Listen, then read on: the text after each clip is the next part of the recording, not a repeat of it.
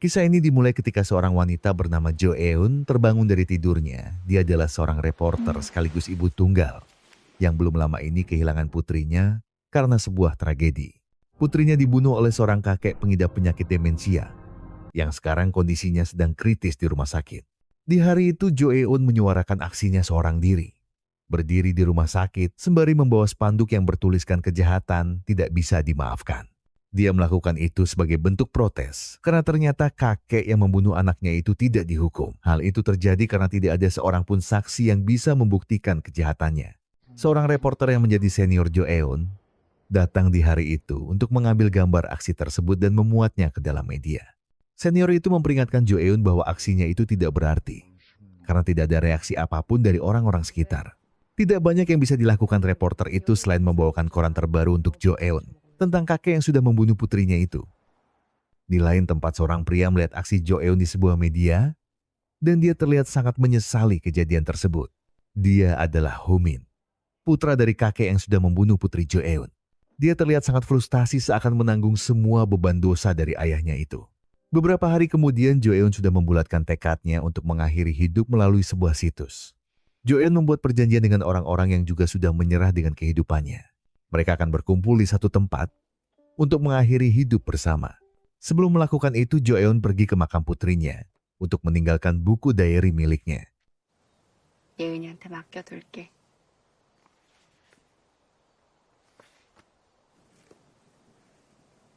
이거 엄마한테 정말 중요한 건데. Tidak lama dari itu, Ho Min datang ke makam putri Jo Eun untuk meninggalkan surat permintaan maaf atas apa yang telah terjadi. Sebelum akhirnya dia pergi untuk mengakhiri hidupnya juga. Sama seperti Jo Eun, Ho Min sudah membuat perjanjian dengan 3 orang yang juga akan mengakhiri hidupnya. Ho Min terkejut tidak menyangka karena ternyata Jo Eun adalah bagian dari kelompok mereka. Ho Min tidak menyadari itu. Karena mereka semua menyamarkan namanya masing-masing, Jo Eun sendiri tidak tahu bahwa Ho Min ada putra dari kakek yang sudah membunuh putrinya itu. Dengan sebuah mobil, mereka berempat pergi ke sebuah kuil, tempat di mana mereka akan mengakhiri hidup bersama. Di perjalanan, radio menyiarkan berita bahwa di hari itu akan ada fenomena bintang jatuh yang bisa dilihat secara langsung. Mereka berempat tidak peduli karena itu tidak ada artinya bagi mereka yang akan segera mati. Sesampainya di kuil, mereka dipandu oleh seorang penjaga yang menunjukkan ruang ganti bagi pria dan wanita. Jo Eun yang tidak berselera untuk makan, dirinya pergi keluar untuk mencari angin. Ho Min mengikutinya dan bertanya kenapa Jo Eun ini mengakhiri hidupnya. Jo Eun tidak menjawab, tapi Ho Min mengerti. Karena semua manusia punya permasalahannya masing-masing. Ho Min bertanya sekali lagi, apa yang akan terjadi kepada mereka jika bertemu sebelum memutuskan untuk mati seperti ini? Jo Eun hanya menjawab, tidak ada kata jika dalam kehidupan manusia. Sebelum akhirnya dia kembali berkumpul, di malam itu mereka menutup semua jendela dan sela-sela pintu. Dengan rapat seorang wanita menangis karena teringat dengan masalah yang sedang dihadapi. Wanita itu bernama Seah, seorang wanita yang menyesal karena sudah tertipu oleh agensi musik palsu. Ketika wanita itu bertanya, kenapa Jo Eun ingin mati? Jo Eun menjawab itu karena putrinya Yen sudah tidak ada. Mereka meminum obat tidur sebelum akhirnya menyalakan berikat batu bara yang akan meracuni mereka semua. Ketika karbon dioksida mulai menyebar, Seah dan seorang pemuda lainnya terbangun karena tidak kuat ajak nafasnya. Mereka berdua berusaha untuk keluar, sementara Jo Eun dan Ho Min mulai lemas tak berdaya. Mereka berempat gagal untuk mati dan akhirnya dilarikan ke rumah sakit. Jo Eun terbangun dari masa kritisnya, sementara Ho Min dinyatakan telah meninggal dunia. Tepat pada pukul 12 malam. Waktu tiba-tiba mundur, di mana Jo Eun terbangun lagi di pagi hari yang sama. Ia nampak bingung saat mengulangi kejadian serupa. Di hari itu, Jo Eun mencoba untuk mengesampingkan kejanggalan tersebut dan mengikuti alur yang sama seperti sebelumnya. Namun, lagi-lagi dia gagal dan kali ini dia terbangun 1 hari sebelumnya. Sejak saat itu, setiap 12.00 Jo Eun akan menghilang dan terbangun di hari sebelumnya. Dia menceritakan kejadian itu kepada adiknya, di mana tentu saja adiknya tidak akan percaya. Pada akhirnya, adik Jo Eun yang bisa membaca kartu ramalan meminta sang kakak untuk memilih 3 kartu yang dia sediakan. Kartu pertama adalah pertanda karma Jo Eun terikat oleh masa lalu dan dia harus bisa berdamai atau merelakannya. Kartu kedua adalah pertanda bahwa Joanne sedang diawasi oleh seseorang. Kartu ketiga memberi sebuah penjelasan bahwa jika Joanne memecahkan masalah, maka pada dasarnya itu dapat diselesaikan. Kuncinya hanyalah berusaha, dan Joanne tidak pernah melakukan itu sebelumnya. Ramalan itu menandakan bahwa apa yang terjadi kepada Joanne adalah karma. Dia lebih memilih untuk mengakhiri hidupnya daripada merelakan putrinya dan terus menjalankan hidup. Sembari memikirkan fenomena itu, waktu terus mundur setiap jam 12.00 dan Joanne akan terbangun di hari sebelumnya. Serangkaian kejadian di masa lalu terus dialami oleh Joanne. Dia bertemu kembali dengan rekan reporter yang pernah membantunya. Namun kali ini Joanne mengambil tindakan yang berbeda. Dia dibutakan oleh amarah dan memutuskan untuk membunuh sang kakek yang menjadi tersangka. Di malam hari, Joanne datang ke rumah sakit dan menemui sang kakek yang sedang terbaring lemah. Joanne menangis di antara dendam dan keikhlasan. Dia mulai bimbang dan memikirkan kembali niatnya tersebut. Namun sang kakek yang tiba-tiba tersadar membuat Joanne takut. Akhirnya dia berusaha untuk membungkamnya. Di saat yang sama, Ho-min datang ke ruangan ayahnya itu dan melihat langsung kejadian tersebut. Joanne terkejut dan bertanya dalam hati kenapa Ho-min ada di sini. Ho-min tidak sempat mengejar Joanne karena waktu sudah menunjukkan pukul 12 malam, di mana dia akan menghilang dan kembali ke hari sebelumnya.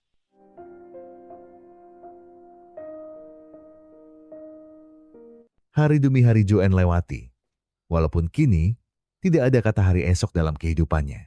Memasuki tahun 2017, Joanne menghadapi hari kematian putrinya.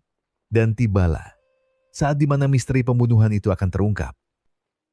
Joanne tertidur di malam itu sebelum akhirnya dia terbangun di hari kemarin. Hari di mana dia kehilangan Yaen putrinya. Di pagi hari, Joanne berlari untuk menemui putrinya yang saat ini berada di sekolah asrama. Joanne menelepon guru putrinya dan memintanya untuk terus mengawasi Yaen. Joanne meminta gurunya untuk berjanji tanpa meninggalkan penjelasan apapun untuknya. Di saat yang sama, Ho-min dihadapkan oleh godaan dari ayahnya yang terus bertingkah. Penyakit demensia yang diderita ayahnya itu membuat dirinya selalu kewalahan karena sang ayah sangat sulit untuk diatur. Ho-min memutuskan untuk mengurung ayahnya di rumah saat dia akan pergi menghadiri interview pekerjaan. Sang ayah terus mengoceh dan berkata bahwa dia ingin memberikan telur untuk Ho-min putranya itu. Ho-min mulai yang frustrasi dengan semua cobaan itu dan akhirnya dia melepaskan sang ayah dengan harapan dia tidak akan pernah kembali lagi. Sementara itu Joanne yang sudah tahu bahwa akan ada pembunuhan, meminta polisi untuk segera datang ke sekolah Yen. Di saat yang sama guru sekolah mulai mengantuk saat dia mengawasi anak-anak. Yaen yang masih tertidur. Yaen terbangun di pagi itu dan dia pergi keluar seorang diri. Ia menyusuri area sekolah di mana dia menemukan ayah Ho-min yang sedang mencuri telur-telur. Polisi tiba di sekolah dan mulai memeriksa keadaan di sana. Begitu juga dengan Joanne yang mulai berlari ke asrama untuk memeriksa keadaan putrinya itu. Yang tentu dia sudah tidak ada di sana. Sementara itu, Yaen dan ayah Ho-min berjalan menyusuri tepi kolam sembari membawa telur yang mereka ambil sebelumnya. Telur Yaen terjatuh ke dalam kolam dan ayah Ho-min berusaha untuk mengambilnya. Ketika Yaen ikut terjatuh, ayah Ho-min berusaha untuk menolongnya. Polisi yang melihat kejadian itu segera membantu. Dan untunglah, Yaen berhasil diselamatkan. Joanne berlari dengan panik. Dia terus menyebut nama putrinya itu dan memeluknya. Di saat itulah kebenaran terungkap bahwa ternyata ayah Ho-min hanya bermaksud untuk menolong putrinya selama ini. 뭐라고? 저도 목격했습니다.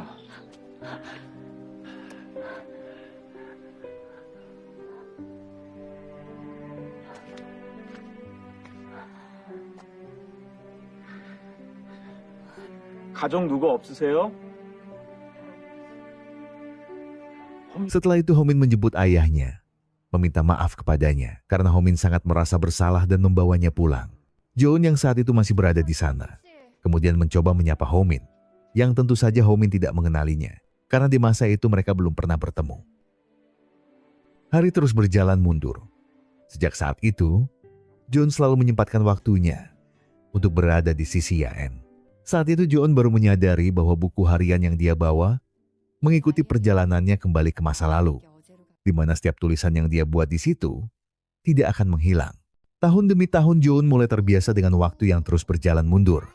Akan tetapi dia harus menghadapi kenyataan di mana putrinya itu semakin kecil dan akan kembali ke dalam kandungannya. Bagi Jo-eun, hari kelahiran adalah hari terakhir di mana dia bisa melihat putrinya.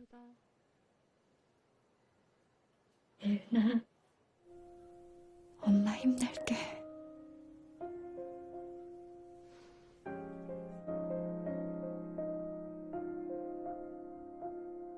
Di suatu malam, Jo-eun menemukan surat milik Homin yang terbawa dari masa depan. Dalam surat itu, Homin menyesali perbuatan ayahnya yang saat itu kebenaran belum terungkap. Kali ini Jo-eun yang mulai menyesal atas apa yang telah dia lakukan kepada ayah Homin. Di malam itu, untuk menebus kesalahannya itu, dia berusaha mencari keberadaan Homin melalui media sosial. Jo-eun juga menemukan website milik salah satu pemuda yang ikut mengakhiri hidupnya di malam itu. Pemuda itu bernama Junho, yang saat ini duduk di bangku SMA. Jo-eun berusaha menemuinya di sekolah, di mana ternyata Junho juga mengalami kemunduran waktu. Jo-eun beranggapan bahwa pasti ada alasan kenapa semua ini terjadi. Junho berpendapat bahwa ini adalah pemberian dari Tuhan karena kehidupan dia yang sebelumnya sangat menyakitkan. Junho sudah rela hidup seperti ini bahkan jika harus kembali ke dalam kandungan dan menghilang selamanya. Berbeda dengan Junho, Jo-eun masih berusaha untuk menghentikan kemunduran waktu ini agar dia bisa kembali hidup bersama putrinya walaupun tidak yakin. Junho berpendapat bahwa fenomena ini berhubungan dengan jatuhnya komet di malam saat mereka mencoba mengakhiri hidup. Belum sempat menjelaskan maksud dari tanya itu, Junho membawa Jo-eun pergi menemui seorang wanita yang menyesal karena telah tertipu. Mereka berdua berusaha menyelamatkannya karena dia tidak mengalami kemunduran waktu.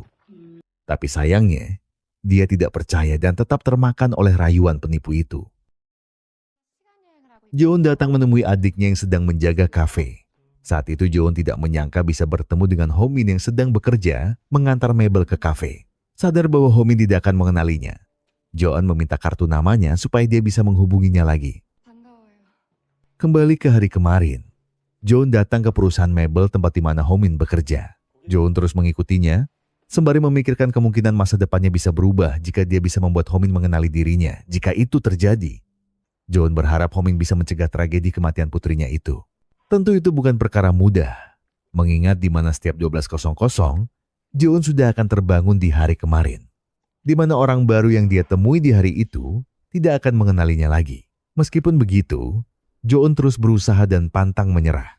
Di waktu yang terus berjalan mundur, Jo-eun menemui Homin yang saat itu belum mendapat pekerjaan. Jo-eun memperkenalkan dirinya dari awal dan berusaha lebih akrab dengannya. Jo-eun bercerita bahwa saat itu dia sedang hamil sekitar 10 minggu. Tapi ayah dari anaknya itu pergi meninggalkannya sebelum menikah. Walaupun di hari itu, mereka sudah mulai akrab semuanya. Menjadi sia-sia ketika waktu menunjukkan pukul 12 malam dan Jo-eun kembali ke hari kemarin. Suatu ketika, Jo-eun akhirnya mengetahui penyebab kenapa ayah Homin mengidap penyakit demensia. Semua itu berawal ketika Homin masih menjadi seorang atlet gulat, di mana ayah Homin sangat mendukungnya. Homin terus berlatih, hingga akhirnya dia terpilih menjadi atlet tingkat nasional. Saat bertanding dengan lawan yang lebih kuat, Homin mulai tertekan, dan dia memaksakan diri untuk terus menghadapinya. Tidak ingin putranya cedera. Ayah Homin berteriak histeris, meminta putranya itu untuk menyerah saja. Di saat itulah otaknya mengalami kerusakan dan gejala demensia mulai menjangkit pada dirinya.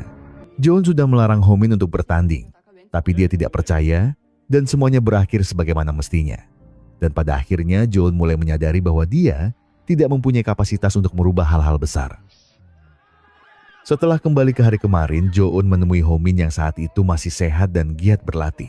Sadar bahwa dia tidak bisa merubah masa depan, Jo-eun tidak lagi berharap banyak kepada Homin. Satu hal yang bisa dia lakukan hanyalah menuliskan semua kejadian yang dialami pada buku diary miliknya. Dengan semangat hidup yang terus berkurang, Jo-eun meminta penjelasan dari Junho mengenai perkataan sebelumnya tentang bintang yang jatuh.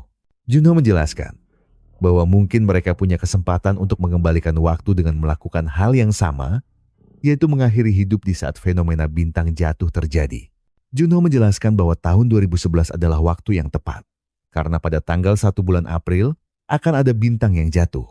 Junho tidak menjamin rencana itu akan berhasil, karena bisa saja mereka benar-benar mati saat melakukannya. Tapi bagi Jo-eun itu bukan masalah, karena dia tidak punya pilihan lain selain mencobanya.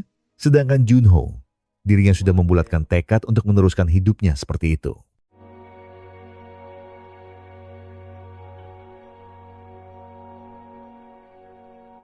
Pada tanggal 1 April di tahun 2011, Jo-eun akhirnya bertemu dengan seorang pria yang menjadi kekasih sekaligus ayah dari putrinya. Saat itu John bertanya, apakah kekasihnya itu mencintainya dengan tulus atau tidak? Jo-eun sudah tahu bahwa kekasihnya itu akan pergi meninggalkannya di masa depan. Dan semua ucapan manis yang dia dengar saat ini hanyalah perasaan sesaat dari seorang pria yang tidak bertanggung jawab. Sebelum mengakhiri hidupnya lagi, di hari itu John pergi ke rumah Ho-min untuk berterima kasih dan juga meminta maaf. Namun sayangnya Ho-min tidak ada di rumah karena dia sedang berlatih gulat. Ayah Ho-min meminta foto John sebelum John pergi. Karena saat itu dia sedang terobsesi dengan kamera pemberian putranya. 찍습니다. 예? 하나, 둘, 셋. Setibanya di tempat latihan, ternyata Ho-min tidak ada di sana. Karena dia dan kelompoknya sedang melakukan perayaan atas terpilihnya Ho-min sebagai atlet nasional. Jo-eun berusaha menelpon Ho-min. Namun Ho-min sangat sulit untuk dihubungi.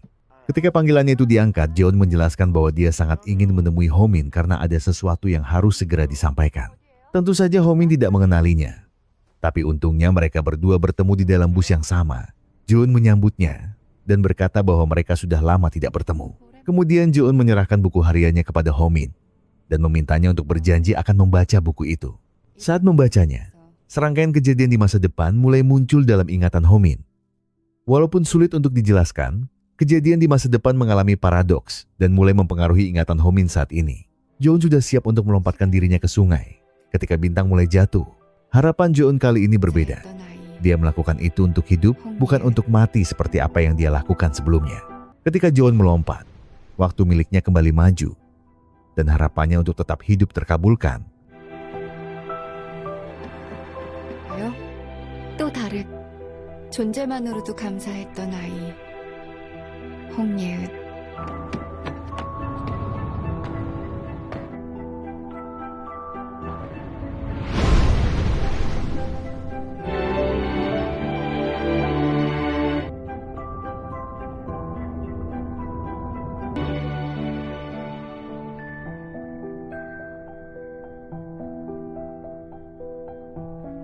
John terbangun di rumahnya pada tanggal 2 April, dan dia kembali melanjutkan hidupnya dengan penuh rasa syukur. Begitu juga dengan Ho-min yang sejak saat itu selalu membawa buku diary milik Jae-eun untuk membaca kisah perjalanan waktunya. Buku itu menyelamatkan Ho-min dari kekalahan saat dia bertanding di kejuaraan nasional. Dia berhasil membalikan keadaan, dan ayah Ho-min terhindar dari penyakitnya. Di lain tempat, Junho bertemu dengan seorang gadis yang akan menjadi istrinya di masa depan.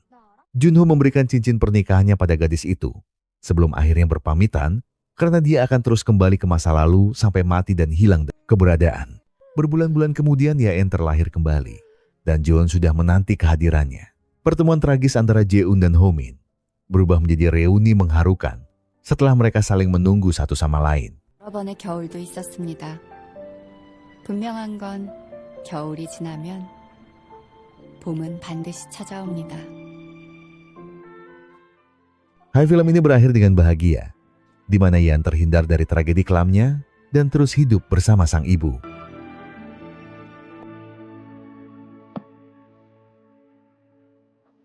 Film pun tamat. Nah, itu dia guys, seluruh alur dari film Spring Again. Bagaimana menurut kalian tentang film ini? Di kolom komentar ya. Saya FJR dan si Otong mengucapkan terima kasih. Terima kasih buat yang sudah menonton video ini sampai habis. Terima kasih buat yang sudah memberikan like. Terima kasih buat yang sudah memberikan komentar, mensubscribe, dan juga memencet tombol thanks-nya. Karena apapun yang kalian lakukan untuk channel ini, sangat membantu channel ini berkembang sampai hari ini. Dan sebagai penutup, saya ingin bilang ke kalian semua. Kalau kalian lagi ada banyak masalah, itu berat banget. Yang tenang. Tidak perlu buru-buru, tidak perlu nyusu-nyusu. Selesaikan semua dengan kepala yang dingin. Ya sekarang, tengah kopinya, bakar rututnya, dan see you next video. Bye-bye.